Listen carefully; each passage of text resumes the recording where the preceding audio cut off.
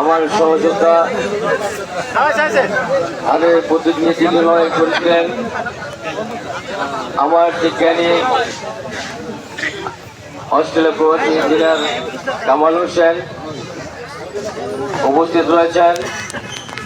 আমার যে শিক্ষিত জ্ঞানী ব্যারিস্টার আব্দুল বাতেল, আমার পাশে রয়েছেন আমার শ্রদ্ধেয় রাজনৈতিক যোদ্ধা এবং কারাবরণে আমার যোদ্ধা, যাকে মরিচ হাতে দিয়ে কাছে নির্যাতন করা হয়েছে, শিল্পপতি দুলাল হোসেন খান, আমার রাষ্ট্রপদ নেতা ইঞ্জিনিয়ার সাব্বির আহমেদ, আর একজন জ্ঞানী গুণী ইংরেজি কলেজের অধ্যক্ষ জনাব আব্দুল বারিক সাহেব, সবাই কিন্তু এমপি হওয়ার মতো যোগ্য। আমি এনাদের ধন্যবাদ জানাই আমার পক্ষ থেকে। এনারা যদি ঐক্যবদ্ধ না হতো তাহলে রায়গঞ্জ থেকে আমি ধানের শীষ পেতাম। যখন আমরা রায়গঞ্জ থেকে সেই নওগাঁতে গিয়েছিলাম, প্রতিজ্ঞাবদ্ধ হয়েছিলাম, আমরা ঐক্যবদ্ধ হয়েছিলাম যে আমাদের দেশ, এই দেশে অন্য কেউ আসতে দেব না, এই জন্য তার প্রতিহত করেছিলাম।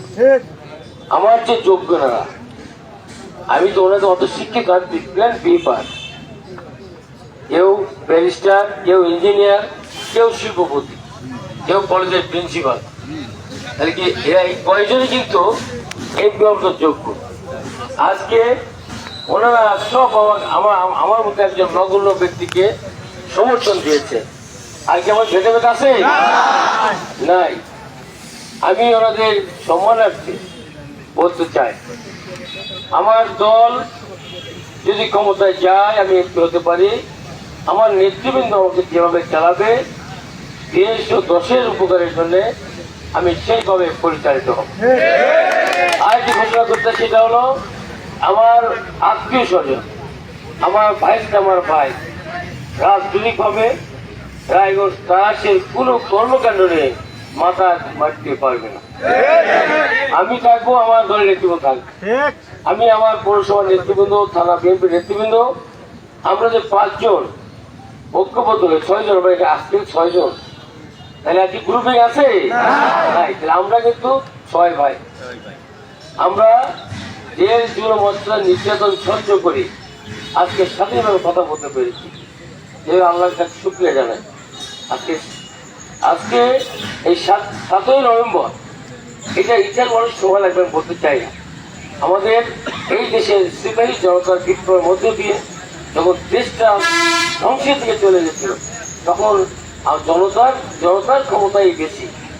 আর যখনই কোনো ঘটনা ঘটেছে, ছাত্র জনতা তখন বিপ্লব ঘটাবে। যে সরকার ক্ষমতা ছিল 16 বছর, ভোট দিতে পারি নাই, কথা বলতে পারি নাই, রাজপথে আসতে পারি নাই, জেল জুলুম খুন হত্যা গুম এমন কিছু ছিল না, তারা করে নাই। যার কারণে এই দেশের মানুষ ঐক্যবদ্ধ হয়ে এই একটা দানব সরকারকে বাংলাদেশে হটিয়েছে।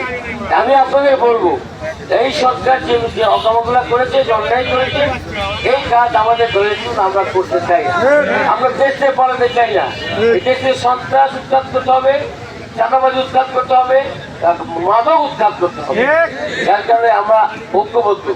আমাদের মার্কার ধানের শীষ অনেক বক্তব্য এখন কেউ না, আমার নেতৃত্ব বক্তব্য দিয়েছেন। আমি শুধু পরে অনুরোধ করবো, আমাকে এমপি পারে আপনার ঠকা হবে না। আমার কাছে ফুল দলমত নাই, কে কোথায় ছিল আমার আল্লাহর কসম করতেছে, সব ভুলে গেছি। এখন আমরা 6 ভাই এক হয়েছি, আর কোন পিতা আছে আমাদের? কোন কর্মী কি করেছে এটা আমার টাকা নাই, সব আমরা এক। আজকে থেকে আমরা ঐক্যবদ্ধ থাকবো, অন্যায় করবো না, আমরা কোন মানুষের ক্ষতি করবো না, এই দিকে আমাদের লক্ষ্য রাখতে হবে। আমার নেতা জিয়াউর রহমান সাহেব, তাকে সারা বিশ্বের মানুষ শ্রদ্ধা করে সৎ হিসাবে, তাহলে আমাদের সৎ থাকতে হবে। সেই জন্য আমি আজকে যারা উপস্থিত হয়েছেন আমাদের বক্তব্য শোনার জন্য, আমি আপনাদের দলের পক্ষ থেকে আমার ব্যক্তিগত অভিনন্দন জানিয়ে আমি আমার বক্তব্য শেষ করছি। বাংলাদেশ জিন্দাবাদ, বাংলাদেশ জাতীয় দল হবে। তো আজকের এই দিনের কর্মসূচি যেগুলো আছে, আমরা 3য় কর্মসূচি শেষ করলাম।